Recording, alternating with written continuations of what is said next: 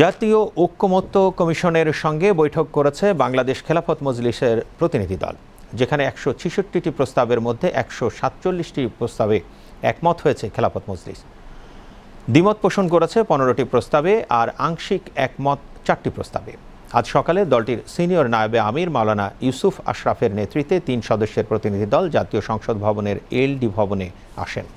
এ সময় জাতীয় ঐকমত্য কমিশনের সহ সভাপতি অধ্যাপক আলী রিয়াজ সহ বিভিন্ন সংস্কার কমিশনের প্রধানরা উপস্থিত ছিলেন। সভা শেষে দলটির সিনিয়র নায়েবে আমির মাওলানা ইউসুফ আশরাফ জানান, সংবিধানের মূল নীতি থেকে বহুত্ববাদ শব্দবাদের বিষয়ে জোর প্রস্তাব করছি। এর বদলে বহু মত ব্যবহার করা যেতে পারে।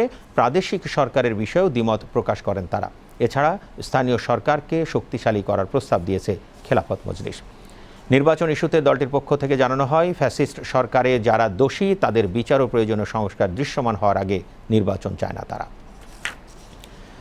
চীনের Kunming medical university Bangladesh medical বিশ্ববিদ্যালয়কে রোগ প্রতিরোধমূলক কার্যক্রম, জনস্বাস্থ্য বিষয়ক গবেষণা, নতুন প্রযুক্তি উন্নয়ন, স্বাস্থ্য নিরাপত্তা, প্রযুক্তিগত প্রশিক্ষণ ও যৌথ গবেষণা কার্যক্রমে সব ধরনের সহযোগিতা দেবে বলে আশাবাদ ব্যক্ত করেছেন সফররত চীনের কুনমিং মেডিকেল ইউনিভার্সিটির প্রেসিডেন্ট অধ্যাপক জিয়া জুয়েসাং।